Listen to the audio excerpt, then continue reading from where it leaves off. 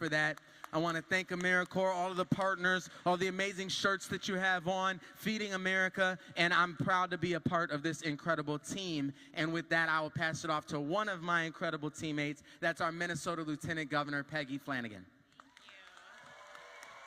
Thank you so much, Mr. Mayor, and thank you everyone for being here.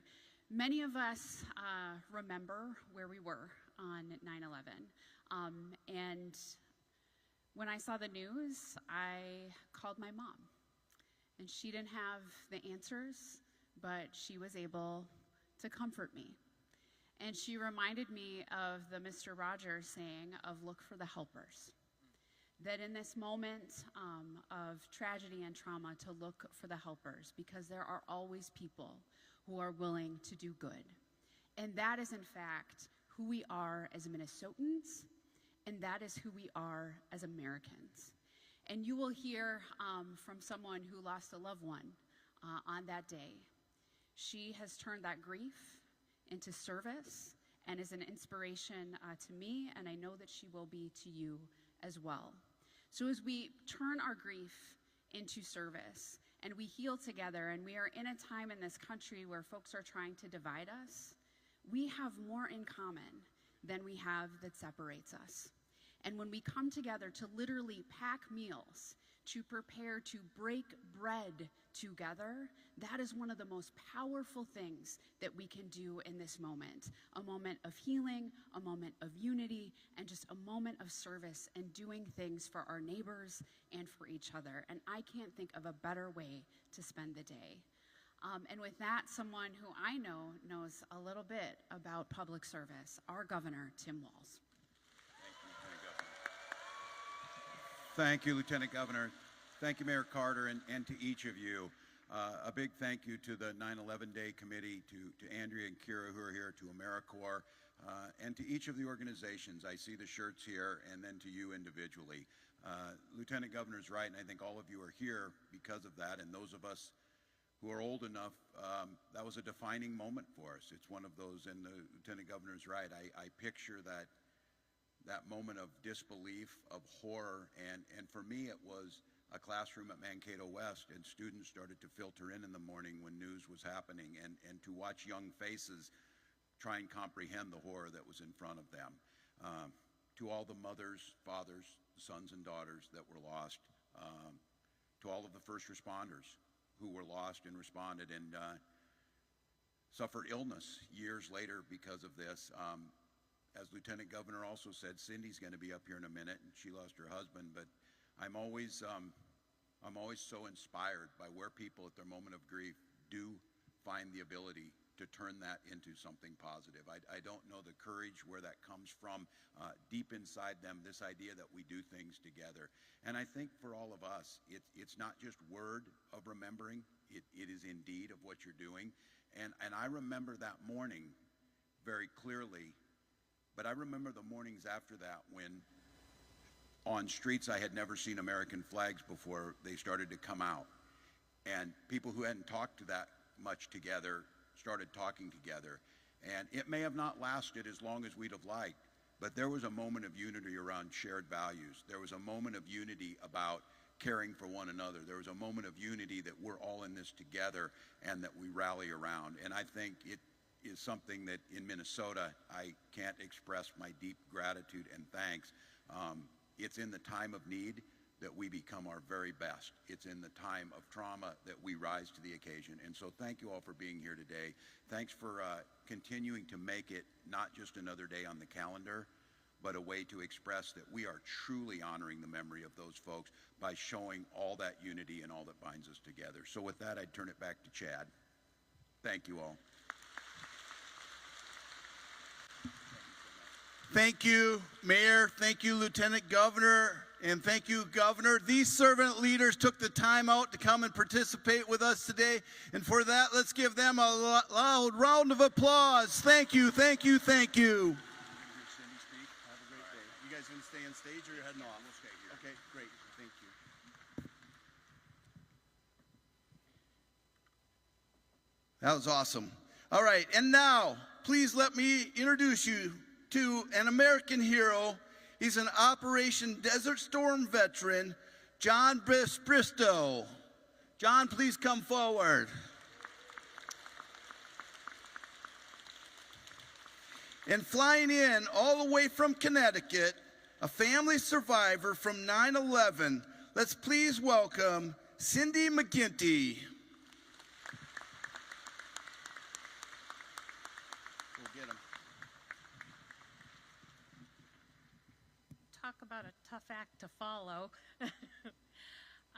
My name's Cindy McGinty, and in 2008, I joined the 9/11 Day as a board member, and I'd just like to take a couple minutes to tell you why. On September 11th, 2001, my beloved husband, Michael, died. He was a Naval Academy grad and a naval officer who left the Navy to work for Marsh McLennan as an insurance broker and worked on the 99th floor of the North Tower in the World Trade Center. Mike grew up in an Air Force family and went to 12 schools in 12 years, and our home in Foxborough, Massachusetts was the first real home he ever had. He took great pride in it and the lawn and the gardens that he created with our two sons. So when he died, I was so afraid that everybody would know where the widow McGinty lived just by driving by the house and seeing the overgrown grass. It's funny what you worry about in a time of crisis, but I had two traumatized kids, and the lawn was the least of my worries. But about a week after 9/11, I heard somebody outside cutting my grass, and I went out, and there was this guy, Chris Mitchell, who owned a local landscaping company, and he was cutting my grass. Now, I only met Chris one time when we went to sign the boys up for Boy Scouts, and he was the troop leader. And I said, "Chris, what are you doing?" And he said, "Go back in the house, take care of your kids. This is what I do." Well, Chris did that for 8 years. I had to leave the state to get him to stop. But that's just one example of what happened in the moments after 9/11. And it was the love that surrounded my family. And this is why I can stand here today and tell you that I survived. The terrorists thought they could tear us apart, but what they really did was they brought us together. And that's what 9/11 is really about: togetherness, love, and unity. And that's why we're still coming together in love and unity to pack meals for people who are food insecure. So today, as we pack these meals, I would ask that you put a little extra love in them in Mike's memory for me and for all of those who lost somebody. Thank you. And now, I'd like to introduce veteran John Bristol, who will ring the bell for a moment of silence.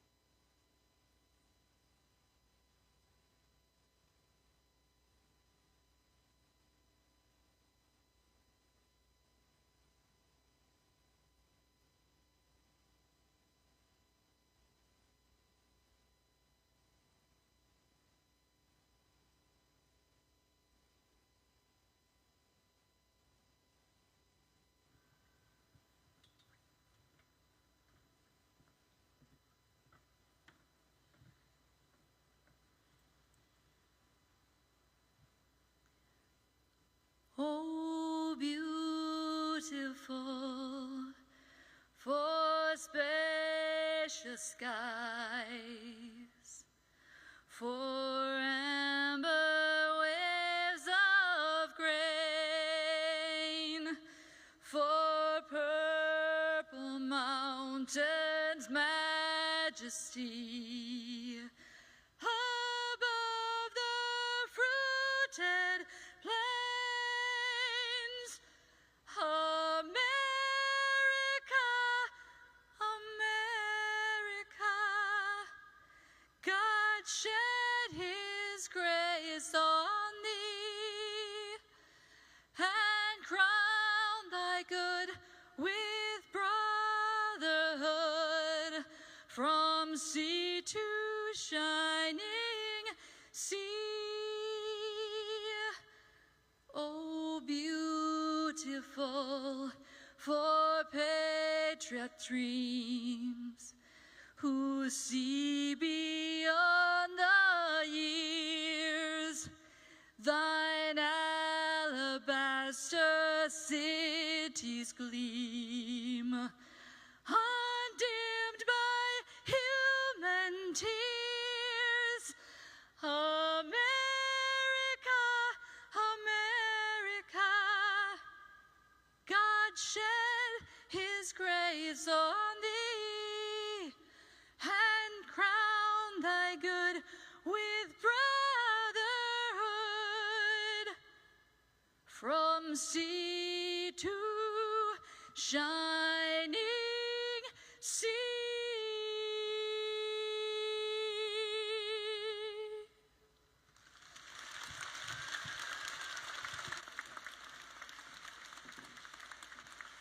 Wow, that was amazing. Thank you, Monica Lynn, singer and songwriter at Nortec Systems. That was absolutely amazing. Ladies and gentlemen, it's time to start packing meals.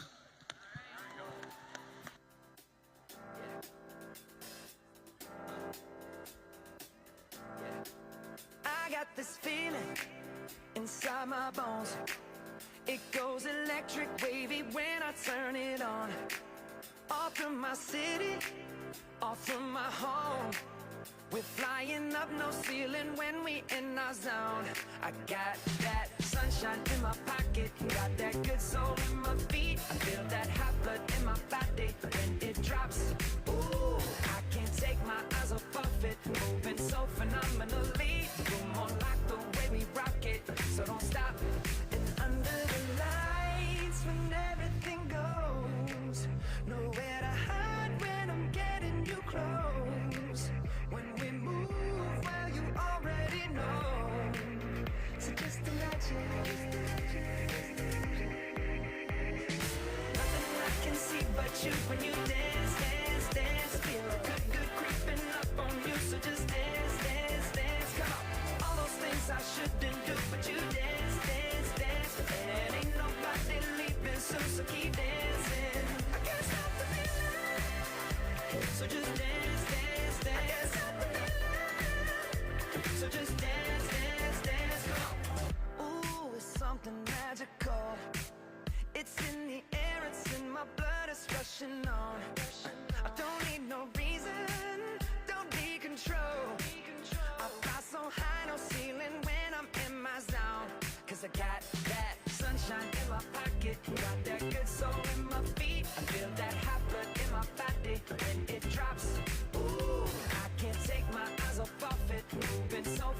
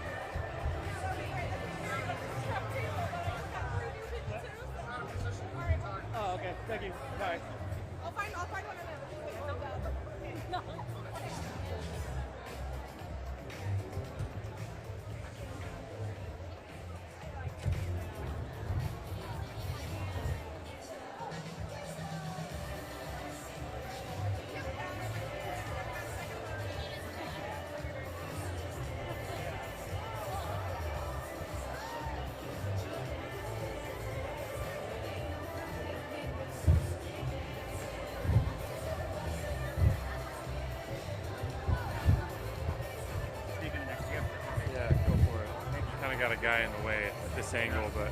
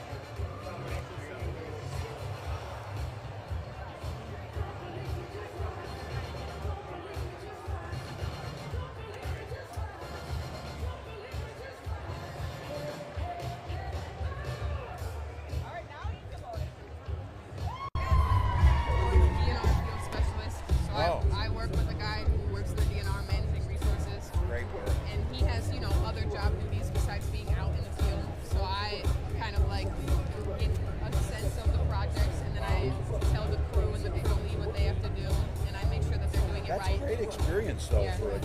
And the DNR guy loves to chat, so I've learned a lot about the DNR. You also like to chat. I do love to yap. I'm a yapper for sure. That's how you learn. You know? So, they're knocking it out. They really are. All right, I'm going to see some people then. Yeah, say hi to everybody. We're in Mesa, Arizona this morning. You were in Arizona this morning? Yeah. Isn't it like super hot there or something? 109 yesterday. Then 100 for 106 days in a row. That's crazy. Pretty much nobody out there is debating climate change. That's why we need environmental work. Yeah, no kidding. You know how you could, it is so amazing to me. We take it for granted here. Every tree I found